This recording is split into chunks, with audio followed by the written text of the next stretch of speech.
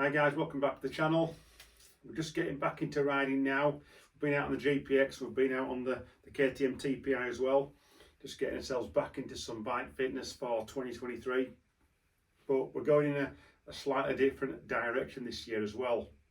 Yeah, we're going to be doing some enduro type riding. We're not going to be doing any racing this year really. I think the only race that I'm going to be doing is Dawn to Dusk in August. But I'm going more to adventure this year. Now, if I was to ask several people what would be their ideal adventure bike, you get several different answers because everyone's got different needs, shall we say, of what they would want from their perfect adventure bike. So for me, I want something that's got some performance, okay? Something that can go some distance. So it's got to be a 4-stroke for one. It's got to be light because it needs to go in the back of the camper van as well. And what else? Something with a little bit of wind, wind protection on it. So with all those sort of things in mind, it has to be based on an enduro-sized bike for me, and it's got to be a 4-stroke. So this is what we've got. Oh wow, yeah, right, okay. This is my KTM 450 EXC lightweight adventure bike.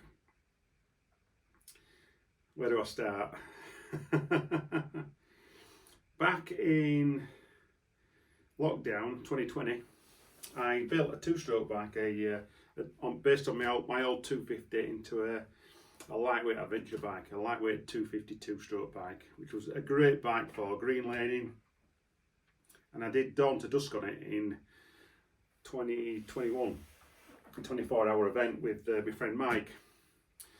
And that inspired me to build something else because I want to do some long distance adventures, some in the UK and some on the continent. During 2021, the back end of 2021, this 450, as it was then, it was a 2017 Spanish 6 days bike. Came into the shop and I did some work on it. A friend of mine then bought the bike in the Spanish 6 days format as it was then. Had it for a month and then asked me if I would like to buy it, or if I knew somebody else that would buy it because he just wasn't getting the chance to use it. And he decided it wasn't really for him. So knowing what the bike was like, it was under 100 hours usage, and I just thought that'd be a good base to build my next adventure bike. So that's what I did. I bought a 450 EXC 2017, under 100 hours on the clock, and set about building my ultimate adventure bike. And this is what we've got. This is what we've ended up with. So we're starting from the front. I mean, when I got the bike home, the first thing I did before I even rode it, obviously I knew the bike was a runner and everything. The bike was stripped down totally. The frame was repainted, powder coated, and the various parts of the bike were cleaned, vapor blasted. The yokes, they were anodized yokes originally. They were scratched and all horrible, so they got chucked in the bin. And we got some standard yokes from a 2020 bike, which were effectively brand new, never been used, pretty cheap. And then we set about building the bike. Now I'll start from the front, just talking you through it from back to front. Now the fundamental things that I wanted were, it had to have wind protection and I wanted comfort. And also some good fuel range. So the main things what I've made up this build are the tower, the tank and the seat.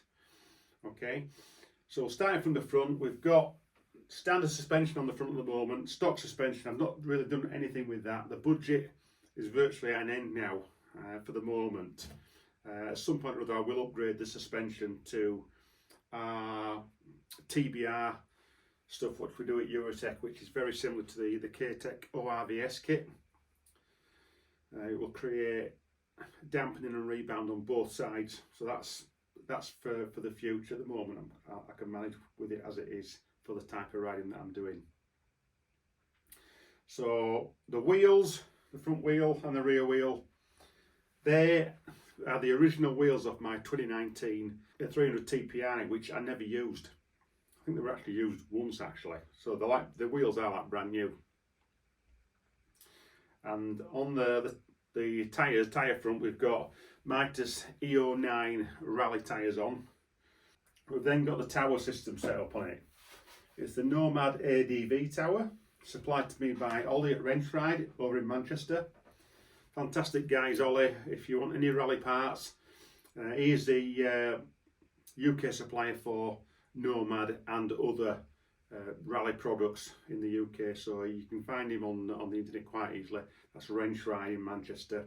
Very nice guy to deal with and very helpful when it comes to, you know, asking about how things fit and, you know, getting advice on certain aspects of the fitting of the tower, because it's not an easy thing to fit. You've got to take your time fitting something like this, because you've got all the different wiring to think about rerouting. I've tried to keep everything sort of plug and play with the tower. As you can see, I've relocated the map switch on the clutch master cylinder, just on where the hose goes on there, fastens on. The light switch is just mounted on the inside as well of the clutch master cylinder perch. The starter button switch cable, I've had to extend that to make that work with the tower, but the brake line, the brake light wiring, I've just made an extension piece, so the original brake light wire switch will just plug into the end of it. That's fairly straightforward. The KTM Speedo fits onto the tower there at the top, and we've also got an ignition switch as well. Now we've got a key ignition here on the tower itself, and then I've got my Ultimate Add-ons phone case hole there with some RAM. That's fastened on with some RAM mounts. The Rally Tower kit costs just over £1,000, and it comes with a KTM standard windshield there, and these side panels are metal, and they bolt onto the front of the radiators. The tank will actually come off without affecting the fairing, dead easy. So the Nomad Tower kit, I was scratching my head a little bit out and how to get it on, but you know, after a couple of days I finally worked everything out. It's got to take your time doing things, especially with the wiring side of it, and making sure everything's nice and tight, nothing's going to start rubbing. One of the aspects of putting this kit on is that you have to put the voltage regulator or rectifier on the outside of the tower up front, and the standard wiring will not allow you to do that. Okay, so what the Nomad people do is they send you some extra wires to extend the wiring on the regulator rectifier. That's great. A lot of people tend to solder, or you know, extend the wiring with soldering. I didn't like that idea, so I ordered the relevant plugs from KTM and made a plug and play extender piece for the wiring loom. So if anything does go wrong with the relay rectifier now, it's just a simple plug and play replacement. We've got indicators on the tower as well up top. We'll show them. They are CNC aluminium LED indicators. Quite a nice, small, robust indicator. That's what I wanted, something nice and small. Obviously on the front they've got protection from the screen. You do get a little bit of glare, but that's only at night, and they work really well. I'm really happy with those. They're quite neat. And on the front of the screen we've finished off with a Nomad Rally logo, Nomad Dakar Rally logo. Both sides of the fairing we've also got some water bottle holders I'm just waiting for some little rubber straps just so I can hook them over so there's no chance of those bouncing out. We've also got four switches on top. The first switch operates the high and low beam, basically so you can have both lights on at the same time. The next switch operates the USB, which I've got on the side, which is going to be powering the phone, and the other two switches now, they're not powered up to anything at the moment. At some point I will get heated grips on the bike, so I'll be using one for that, and then we'll decide what we're going to do with the fourth switch. Just moving back a little bit more, we've got a steering damper. No, it's not a Scott steering damper, but it's an aftermarket one. It's one that Ollie at Wrench Ride uses, and I'm quite pleased with it actually. It's very adjustable. I think it's about half the price of a Scott damper, but it is nice and it works really well. And it's got this little bracket on as well, which just for the throttle cables to run in and keep them nice and tidy. We've got some standard KTM bars. On the top we've got a GoPro mount here, and we've got some ball mounts. We've got one mirror on this side. Just got a ball mount there. I'm just running one mirror I think at the moment, just I think it's easier, and that just slacken that off slightly and that'll go in nice and tucked out of the way for if we get into any off-road sections. We're then moving back a bit more. We've got the Service 15 litre tank. That should give me some good mileage. I've yet to do a fuel test and see what it will do on a full tank in terms of mileage. That will be happening before we go to Morocco. Moving back a bit more, we've got a seat concept seat. Again, you know, doing some long days, I wanted to be comfortable, so we've gone for the seat concepts, extra large, comfy. And again, that was supplied to me by Ollie at Wrench Ride.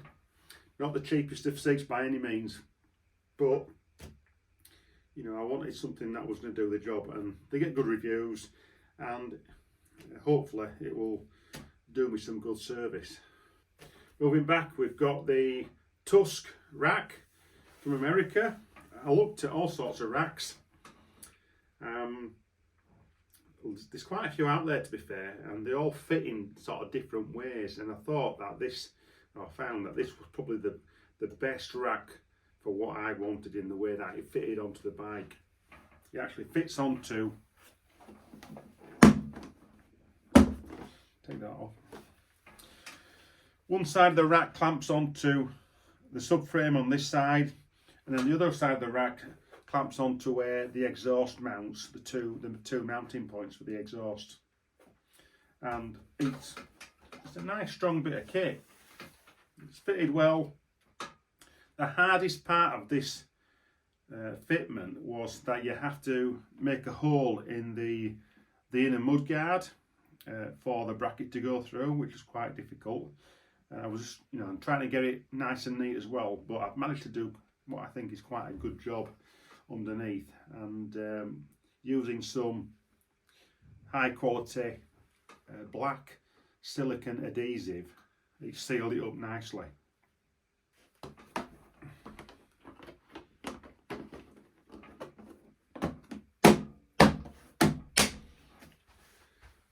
Okay, so just looking on this side of the bike now, just talking about the engine and the exhaust. We've got a standard exhaust on now. Again, the exhaust what was on, I had an Akrapovic exhaust what was on the back, but it was a little bit battered, shall we say, and the front pipe had a few marks in it as well, which I didn't like, so I opted for a standard exhaust system. I'm very lucky that I found one on the internet from America for a complete system, front pipe, silencer in very good condition, like it had hardly been used, with only a couple of slight marks on, for just over £300. I think it was like £350 all in for shipping from America to the UK. So a great bargain for the exhaust system. On the front pipe we've got the carbon cover, Pro Carbon exhaust cover, and then below that we've got the Rhino clutch cover. Now that is also supplied by Ollie at Wrench Ride, and that gives me extra oil capacity. It's got a sump in the bottom, and we're looking at, I think it's 1.5 to 1.6 litres of oil. I've not actually fully measured that, but it gives me that at least extra half a litre. So we've got extended oil life, so we've got extended service intervals. If you're using a good synthetic based oil like Motorex, a 1060 for example, you're going to get some good mileage out of it. And at the end of the day, I'm not going to be thrashing this thing to death. With the gearing that I've got on the bike, I'm currently running a 1445 sprocket gearing, so I can cruise at 60 mile an hour quite easily, and that's enough for what I want to do. That's plenty, and for where I'm going. The roads that I'm going to be riding on, 60 mile an hour is going to be fast enough, I think. On the ignition side, we've got a Polysport ignition cover and standard foot pegs on, KTM foot pegs. And then at the back, in fact, I'll talk about this little bracket here. This is for my Krieger soft luggage panniers. We'll talk about the panniers and the luggage in a different video, but that's just for the luggage system to keep the strap away from the exhaust. And that's just a little modification that I made. It's turned out really well. And going to the back, we've got again a Mitre C09 tyre on the back, and we're running Lucioli tubes back and front on this. And we've also got a BRP chain block and the protection plate to protect the swinging arm lugs there. It's still, in some respects, work in progress, because obviously we might look at heated grips and suspension as well at some point, but I'm going to stick with the stock suspension. I've test rode the bike a bit. I was out last weekend on it, doing a road test. The bike felt really good, really pleased with how it's turned out. It feels like a brand new bike. The frames, freshly painted, swinging arm, all those little bits that I've cleaned are like brand new now. And even the wiring loom was out. It was in the kitchen sink. We cleaned the wiring loom, went through the wiring loom totally, made sure everything was perfect with that. There was only one plug that I had to change. The rest of it was just cleaning. We've got all brand new relays, brand new fuses, brand new hoses on the radiator system. One of the radiators I did have to replace, but the other one I had vapor blasted and it came up like brand new. Yeah, brand new throttle cables, brand new plastics, and finishing off with the graphics made by Spiral Graphics that we deal with at Eurotech. I went for the black and white scheme, and I'm really pleased how it's turned out, this black and white scheme. It just really sets the bike off. So this is my ultimate bike, my ultimate adventure bike. It's all I need. It will do everything for me. I can go on trips, day trips, I can go on a week trip, I can go to the cafe on it on a Wednesday night. It does everything that I want, and above all as well, it had to go in the back of the camper van so I can take it with me. Like my wife's going on a walk in July. I'm planning on going to the Lake District in the camper van and having the camper van as a base, as a hotel, and having a few days riding my bike around the Lake District and exploring up there. So we're off to Morocco in March. We've got 4 weeks now, so I've got a few things that I need to do in the planning stage. In the next video, or one of the next videos, I'll talk about the route that we're going to be doing and how I plan the route and where we've got the route from, and also looking at packing my tools, all that sort of thing. So that's it from me at the moment. I just thought I'd show you my ultimate lightweight adventure bike. We've got some things planned for this year, like I say, Morocco, some Trans-European trail stuff around the UK, the Lightweight Adventure Festival in July as well, in the Peak District. I'm going to that. So hopefully some of you guys can have a closer look at it and hopefully get some inspiration and build your own lightweight adventure bike.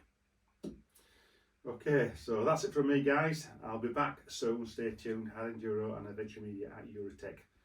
See you soon.